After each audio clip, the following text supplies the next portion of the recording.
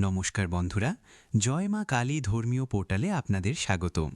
আপনারা কি কখনো ভেবে দেখেছেন কেন হাজার হাজার মানুষ মা কালীর পূজা করেন, ঘণ্টার পর ঘণ্টা মন্ত্র জপ করেন, কিন্তু তারপরেও মায়ের উপস্থিতি অনুভব করেন না?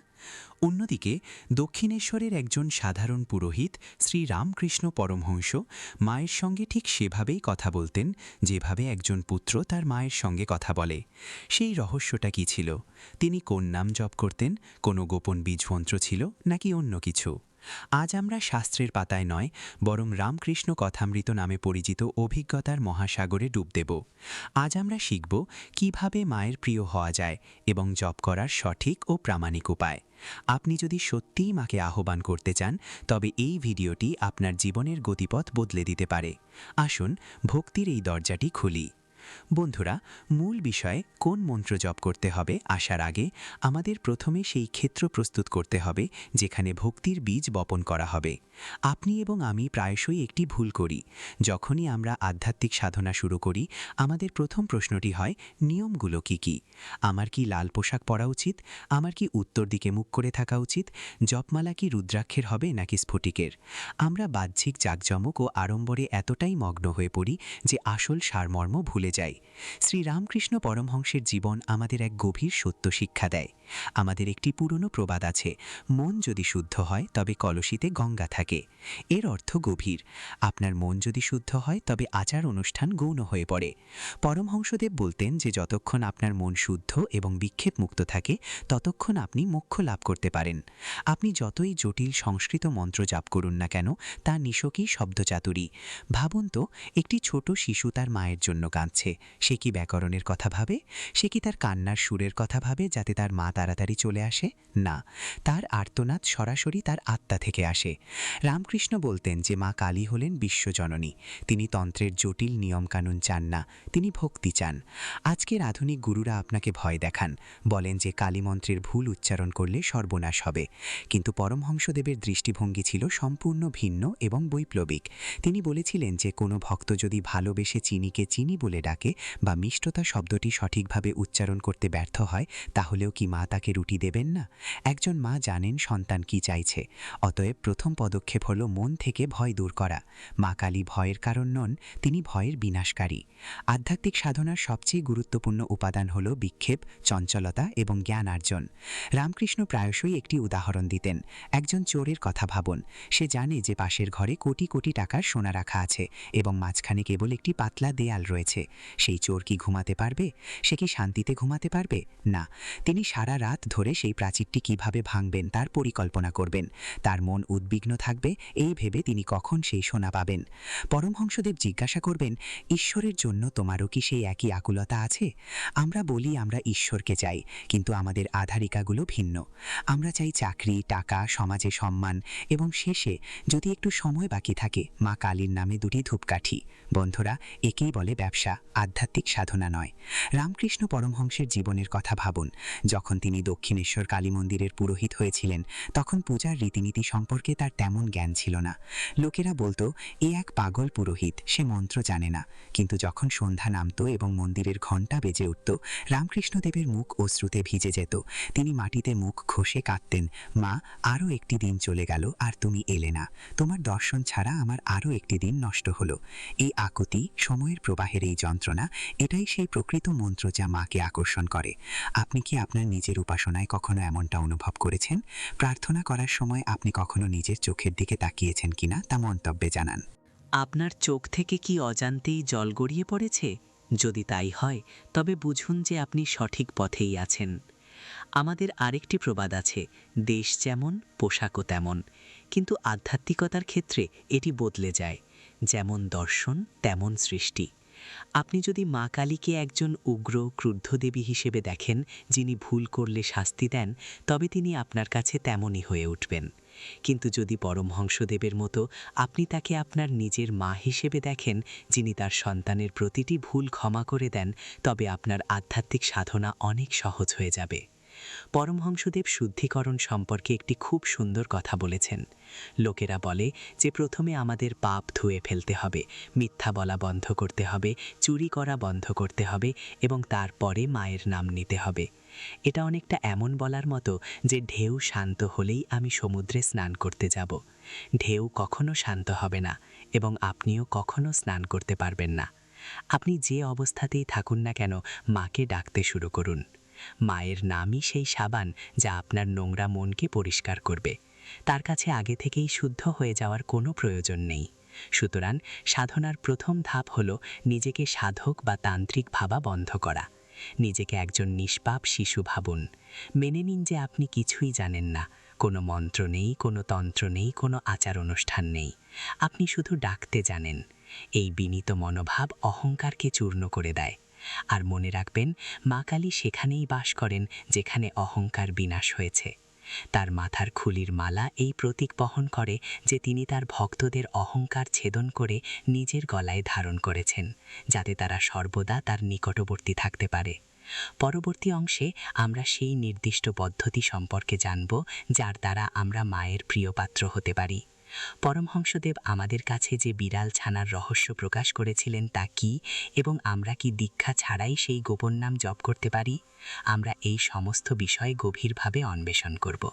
বন্ধুরা, এখন প্রশ্ন জাগে, কিভাবে মা কালীর প্রিয় পাত্র হওয়া যায়? অত্যন্ত কঠোর তপস্যা করে, নাকি শ্মশানে গিয়ে ধ্যান করে? শ্রীরামকৃষ্ণ পরমহংস একটি অত্যন্ত চমৎকার উদাহরণ দিয়ে এর উত্তর দিয়েছিলেন। শাস্ত্রে একে মার্জার ন্যায় এবং মার্কাত ন্যায় বলা হয়। চিন্তা করবেন না, এটি কোনো জটিল সংস্কৃত নয়। এটি একটি খুব সহজ এবং সুন্দর নীতি। পরমহংসদেব বলতেন যে পৃথিবীতে দুই ধরনের ভক্ত আছে। প্রথমটি হলো একটি বানরের বাচ্চা এবং দ্বিতীয়টি হলো একটি বিড়ালের বাচ্চা। একটু মনোযোগ দিন। একটি বানরের বাচ্চা তার মাকে শক্ত করে আঁকড়ে ধরে থাকে। যখন একটি মা বানর এক গাছ থেকে অন্য গাছে লাফ দেয়, তখন বাচ্চাটিকে তার মাকে আঁকড়ে ধরে রাখার জন্য সমস্ত শক্তি ব্যবহার করতে হয়। যদি বাচ্চাটির মনোযোগ অন্যদিকে চলে যায় বা তার আঁকড়ে ধরাটা আলগা হয়ে যায়, তবে সে পড়ে গিয়ে আঘাত পাবে। এর জন্য বাচ্চাটিই দায়ী। এটা সেই সব ভক্তদের মতো যারা বলে, আমি এত জপ করব, আমি এত কৃতকর্ম পালন করব, আমি নিজের শক্তিতেই ঈশ্বরকে লাভ করব। এর মধ্যে কিছুটা অহংকার আছে, একটি আমি ভাব আছে। কিন্তু অন্যদিকে একটি বিড়ালের বাচ্চা আছে। একটি বিড়ালের বাচ্চা কি করে? সে তার মায়ের সাথে লেগে থাকে না। সে শুধু মিউ মিউ করতে জানে। সে নিজের জায়গায় শুয়ে থাকে আর তার মাকে ডাকে। এখন এর জন্য কে দায়ী? মা বিড়ালটি সম্পূর্ণ দায়ী। মা আসে, তার গলা ধরে তাকে একটি নিরাপদ জায়গায় নিয়ে যায়। রামকৃষ্ণ বলতেন যে মা তাকে কোথায় রাখছে তা নিয়ে বিড়াল ছানার কিছু যায় আসে না। কখনো সে মখমলের বিছানায় বিশ্রাম নেয়, কখনো কাঠের স্তূপের উপর। বাচ্চাটি সব পরিস্থিতিতেই খুশি থাকে। তার শুধু তার মায়ের সঙ্গ প্রয়োজন। বন্ধুরা, মা কালীর প্রিয় পাত্র হবার এটাই রহস্য। আপনাকে একটি বিড়াল ছানা হতে হবে। আমাদের সমস্যা হলো আমরা বানর হওয়ার চেষ্টা করি। আমরা নিজেদের শর্তে অনুশীলন করি। আমরা ভাবি যে যদি আমরা 108 মালা জপ না করি তবে কিছুই হবে না। এই আঁকড়ে ধরাটা আমাদের নিজেদের, এবং যখন জীবন সংকটে পড়ে, যখন আমাদের আঁকড়ে ধরাটা আলগা হয়ে যায়, তখন আমরা পড়ে যাই, আমাদের বিশ্বাস টলে যায়। একটি পুরনো প্রবাদ আছে, দুশ্চিন্তা হলো চিতার মতো। কিন্তু একটি বিড়াল ছানার কোনো দুশ্চিন্তা নেই। সে জানে যে তার একজন মা আছে এবং তিনি তার যত্ন নেবেন। আপনার কি ততটা বিশ্বাস আছে? আপনি কি আপনার জীবনের লাগাম মা কালীর হাতে তুলে দিতে প্রস্তুত? একেই বলে আত্মসমর্পণ।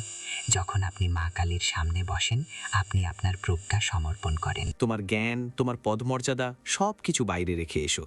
তোমার মাকে বলো, মা, আমি অজ্ঞ, আমি জানি না তোমাকে কিভাবে খুশি করতে হয়, আমাকে পথ দেখাও। কেবল যখন তুমি সম্পূর্ণরূপে আত্মসমর্পণ করবে, তখনই মায়ের শক্তি কাজ করতে শুরু করবে। রামকৃষ্ণ পরমহংস প্রায় হেসে বলতেন যে যতক্ষণ একটি শিশু খেলনা নিয়ে খেলছে, অর্থাৎ আমরা পার্থিব সুখে মগ্ন, ততক্ষণ মা রান্নাঘরে রান্না করতে থাকেন। তিনি ভাবেন শিশুটি খেলায় ব্যস্ত, কিন্তু যখন শিশুটি খেলনা ছুঁড়ে ফেলে চিৎকার করে কাঁদতে শুরু করে, তখন মাকে চুলার ওপর হাঁড়ি রেখেই দৌড়ে যেতে হয়। তোমাকে সেই কান্নাকে লালন করতে হবে। লোকেরা জিজ্ঞাসা করে, আমাদের কি ঘর সংসার ছেড়ে দেওয়া উচিত? আমাদের কি সন্ন্যাস গ্রহণ করা উচিত? পরমহংসদেবের একটি খুব সুনির্দিষ্ট উত্তর ছিল। তিনি বলতেন, না, সংসারে বাস করো, কিন্তু কাদার মধ্যে পদ্মের মতো, পালকের মধ্যে পালকের মতো, অথবা একজন আয়ার মতো বাস করো। একজন আয়া একটি ধনী পরিবারে একটি শিশুকে বড় করে তোলে। সে তাকে আমার ছেলে বলে ডাকে। সে তাকে স্নান করায় এবং খাওয়ায়। কিন্তু মনের গভীরে সে জানে যে এই ছেলেটি তার নয়, সে তার প্রভুর। যেদিন সে তার চাকরি হারাবে সেদিন তাকে চলে যেতে হবে। একইভাবে তুমিও এই পৃথিবীতে বাস করো, তোমার পরিবারের যত্ন নাও, বলো আমার বাড়ি, আমার পরিবার। কিন্তু তোমার মনের এক কোণে এই জ্ঞানটি রাখো, হে মা, এই সবই তোমার, এই বাড়ি তোমার, এই শরীর তোমার, আমি শুধু তোমার ভৃত্য, আমি তোমার দাস। যখন এই অনুভূতি জাগে, তুমি একটি বিড়াল ছানার মতো হয়ে যাও। তখন কোনো মন্ত্র জপ করতে হবে বা কোন দিকে মুখ করে বসতে হবে তা নিয়ে তোমাকে চিন্তা করতে হবে না। স্বয়ং মা তোমার হাত ধরে তোমাকে সঠিক পথে পরিচালিত করবেন। কিন্তু এখানে একটি বড় সমস্যা আছে। মনকে বোঝানো সহজ নয়। আমাদের মন বারবার ঘুরে বেড়ায়। আঁকড়ে ধরার জন্য আমাদের একটি শক্ত কিছুর প্রয়োজন। সেই শক্ত জিনিসটি হলো মায়ের নাম। কিন্তু কোন নাম? শুধু কালী বললেই কি যথেষ্ট হবে, নাকি এমন কোনো বিশেষ বীজ মন্ত্র আছে যা গুরু আমাদের কানে ফিসফিস করে বলেন? আর যদি আমরা কোনো গুরু খুঁজে না পাই, তাহলে কি জপ করব? পরবর্তী পর্বে আমি আপনাদের সাথে স্বয়ং পরমহংসদেবের প্রকাশিত অমৃত ভাগ করে নেব, এমন একটি জপ কৌশল যা আপনার মনকে স্বয়ংক্রিয়ভাবে শান্ত করবে। বন্ধুরা, আমরা আরও এগিয়ে যাওয়ার আগে এবং সেই দিব্য মন্ত্রটি শেখার আগে একটি ছোট কথা। এই জ্ঞান সাধারণ নয়, এটি সেই অমৃত যা সাধুরা তাদের জীবন থেকে আহরণ করেছেন। ধার্মিক দ্বারের উদ্দেশ্য হল সনাতন ধর্মের সেই গভীর রহস্যগুলি আপনাদের কাছে নিয়ে আসা যা কোলাহলের মধ্যে হারিয়ে গেছে। যদি আপনি অনুভব করেন যে এই কথাগুলি আপনার হৃদয়ে অনুরণিত হচ্ছে, তাহলে এখনই সাবস্ক্রাইব বোতামটি টিপুন এবং বেল আইকনটি অলে সেট করুন, যাতে যখনই আমরা ভক্তির একটি নতুন দরজা খুলব, আপনি প্রথম প্রবেশ করতে পারেন। এবং হ্যাঁ, দয়া করে কমেন্টে সস্নেহে লিখুন, জয় মা ভবতারিণী। আসুন এখন জপের প্রকৃত বিজ্ঞান শিখি। বন্ধুরা, এখন যেহেতু আমরা ধারণাটি বুঝতে পেরেছি, প্রশ্ন ওঠে কিভাবে জপ করতে হয়। কিভাবে জপ করতে হয়? অনেকে আমাকে জিজ্ঞাসা করেন, মহারাজ, নাম জপ করার সময় মন খুব বিক্ষিপ্ত থাকে। আমরা হয়তো কালিকা কালী বলছি, কিন্তু মনে মনে আমরা অফিসের ফাইলপত্র বা পারিবারিক কলহ নিয়ে ব্যস্ত থাকি। এই ধরনের নাম জপে কি কোনো ফল পাওয়া যাবে? শ্রীরামকৃষ্ণ পরমহংস এই প্রশ্নের উত্তর খুব বাস্তবসম্মতভাবে দিয়েছিলেন। তিনি একবার এক ভক্তকে বলেছিলেন, নাম জপ করা হলো নৌকা চালানোর মতো। কল্পনা করুন, আপনি একটি নৌকায় বসে সর্বশক্তি দিয়ে বৈঠা চালাচ্ছেন। আপনার ঘাম ঝরছে, আপনি ঘন্টার পর ঘন্টা কঠোর পরিশ্রম করছেন, কিন্তু নৌকাটি 1 ইঞ্চিও নড়েনি। কেন? কারণ তুমি নৌকার দড়িটা তীর বা কুকুরটার সাথে বাঁধতে ভুলে গেছো। এই দড়িটাই তোমার আসক্তি। যদি তুমি পৃথিবীর সমস্ত আবর্জনা মনে নিয়ে জপ করো, তবে তাকে বলি একটা অনুশীলন হবে, কোনো আধ্যাত্মিক সাধনা নয়। তাহলে সমাধান কি? আমাদের কি জপ করা বন্ধ করে দেওয়া উচিত? না, পরমহংসদেব অনুশীলন করতে বলতেন। আমাদের একটি খুব বিখ্যাত শ্লোক আছে, करत करत अभ्यास के जडामती होते सुजान, रस्सी आवत जातते শিল পর পরত নিশান। যেমন নরম দড়ি পাথর কেটে ফেলে, তেমনি ক্রমাগত নাম জপ তোমার কঠিন সংস্কার কেটে ফেলবে। রামকৃষ্ণদেব একটি খুব গোপন এবং শক্তিশালী কৌশল বলেছিলেন নাম জপের সময় পাপ দূর করার জন্য। তিনি বলতেন যে যখন তুমি সন্ধ্যায় বা সকালে নাম জপ করতে বসবে, তখন একবার জোরে হাততালি দিন। হ্যাঁ, হাততালি দিন। তিনি বললেন, যেমন গাছের নিচে হাততালি দিলে সব পাখি উড়ে যায়, তেমনি মন্ত্রোচ্চারণ শুরু করার আগে হাততালি দিয়ে বলুন যে আমার পাপ যেন উড়ে যায়, আমার খারাপ চিন্তা যেন উড়ে যায়, আমার মন যেন মায়ের চরণে নিবদ্ধ থাকে। এটি একটি মনস্তাত্ত্বিক ক্রিয়া। এটি আপনার অবচেতন মনকে সংকেত দেয় যে এখন এই জগতের সময় শেষ হয়েছে এবং মায়ের সময় শুরু হয়েছে। মন্ত্রোচ্চারণের সময় কিভাবে একাগ্রতা আনা যায়? পরমহংসদেব এর জন্য একটি বকের উদাহরণ দিয়েছিলেন। আপনি কি কখনো একটি বককে মাছ ধরতে দেখেছেন? এটি জলের মধ্যে এক পায়ে দাঁড়িয়ে থাকে, ঠিক একটি মূর্তির মতো। ছোট মাছ তার পায়ের পাশ দিয়ে চলে যায়, এটি একটুও নড়ে না। কিন্তু যেই মাত্র বড় মাছটি আসবে, ঝাঁপিয়ে পড়ে ভেতরে শিকার করো। জপ করার সময় তোমাকেও বকের মতো হতে হবে। জাগতিক চিন্তা ছোট মাছের মতো আসবে, তাদের আসতে দাও, তাদের সাথে লড়াই করো না। শুধু সেই বড় মাছ মা কালীর দর্শনের দিকে তোমার দৃষ্টি নিবদ্ধ রাখো। ঠাকুর অর্থাৎ শ্রী রামকৃষ্ণ আরও একটি গুরুত্বপূর্ণ কথা বলেছেন, নির্জনে কাঁদো। যদি তুমি সারা দিন মানুষের মাঝে জপমালা জপ করে কাটাও, লোকে তোমাকে ধার্মিক বলবে, তুমি প্রশংসা পাবে, কিন্তু মাকে পাবে না। মাকে পেতে হলে নির্জনতা প্রয়োজন। দিনের ২৪ ঘন্টার মধ্যে মাত্র ১৫ মিনিট সময় নাও, যখন তোমার আশেপাশে কেউ না থাকবে, কোনো মোবাইল ফোন নেই, পরিবার নেই, বন্ধু নেই। সেই সময়ে তোমার জপমালা নাও এবং ঠোঁট না নেড়ে নীরবে জপ করো। একেই মানস জপ বলা হয়। শাস্ত্রে মানসিক জপকে মৌখিক জপের চেয়ে ১০০০ গুণ বেশি শক্তিশালী বলে বর্ণনা করা হয়েছে। কেন? কারণ যখন তুমি কথা বলো তোমার শক্তি নির্গত হয়, কিন্তু যখন আপনি মনে মনে জপ করেন সেই শক্তি আপনার ভেতরে এক বিস্ফোরণ ঘটায়। ভক্তির এই বিস্ফোরণের কৌশলটি স্পষ্ট। নির্জনতা খুঁজুন, হাততালি দিয়ে নেতিবাচক চিন্তাগুলোকে উড়িয়ে দিন, বকের মতো একাগ্রতা বজায় রাখুন এবং সবচেয়ে গুরুত্বপূর্ণ হল জপ গণনা করবেন না, এর মধ্যে নিজেকে ডুবিয়ে দিন। রামকৃষ্ণ বলতেন, তুমি তোমার মায়ের নামের জপমালা গণনা করো।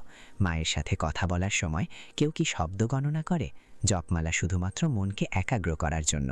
আসল জপ তখনই শুরু হয় যখন জপমালা আপনার হাত থেকে পিছলে যায় এবং আপনার চোখ থেকে অশ্রু ঝরতে শুরু করে। এবার আসে সেই প্রশ্ন যার উত্তর দেওয়ার জন্য আমি এই ভিডিওটি তৈরি করেছি। সেই নামটা কি? সেই মন্ত্রটা কি? বন্ধুরা, তন্ত্রশাস্ত্রে হাজার হাজার মন্ত্র আছে। ক্রিম, হিম, হুম এগুলো সবই বীজ মন্ত্র। আজকাল আপনি বই এবং ইন্টারনেটে অসংখ্য মন্ত্র খুঁজে পেতে পারেন। লোকেরা বলে এই মন্ত্রটি জপ করুন এবং ২১ দিনের মধ্যে একটি অলৌকিক ঘটনা ঘটবে। সাবধান, আমরা ধর্মের দ্বারপ্রান্তে আপনাদের কখনো বিভ্রান্ত করব না। স্বয়ং কালীর অবতার বলে বিবেচিত শ্রী রামকৃষ্ণ পরমহংস একটি স্পষ্ট সতর্কবাণী দিয়েছিলেন। বীজ মন্ত্র অত্যন্ত শক্তিশালী, এগুলোর মধ্যে আগুনের মতো শক্তি রয়েছে। গুরুর নির্দেশনা ছাড়া শুধু বই পড়ে বা ভিডিও দেখে জটিল বীজ মন্ত্র জপ করা আপনার শরীর ও মানসিক ভারসাম্যের জন্য ক্ষতিকর হতে পারে। এভাবে ভাবুন, বীজ মন্ত্র হলো উচ্চ ভোল্টেজের বিদ্যুৎ আর আপনার শরীর হলো একটি দুর্বল তার। তারটি যদি শক্তিশালী না হয় তবে তা পুড়ে যাবে। তাহলে সাধারণ মানুষের কি করা উচিত? যারা গুরু খুঁজে পাননি তাদের কি করা উচিত? পরমহংসদেব সবচেয়ে নিরাপদ এবং শক্তিশালী সমাধান দিয়েছিলেন। তিনি বলেছিলেন যে কলিযুগে মহামন্ত্র হলো নাম জপ করা। মা কালীর হাজারো নাম আছে, কিন্তু শ্রী রামকৃষ্ণ যে নামে সবচেয়ে বেশি মগ্ন ছিলেন তা হলো মা। হ্যাঁ, শুধু মা। এটা আপনার কাছে সহজ মনে হতে পারে, তাই না? কিন্তু এর গভীরতা বুঝুন। যখন একটি ছোট শিশু অন্ধকার ঘরে ভয় পায় তখন তারা কোনো শ্লোক আবৃত্তি করে না, তারা মাতৃদেব ভব বলে না, তারা চিৎকার করে বলে মা।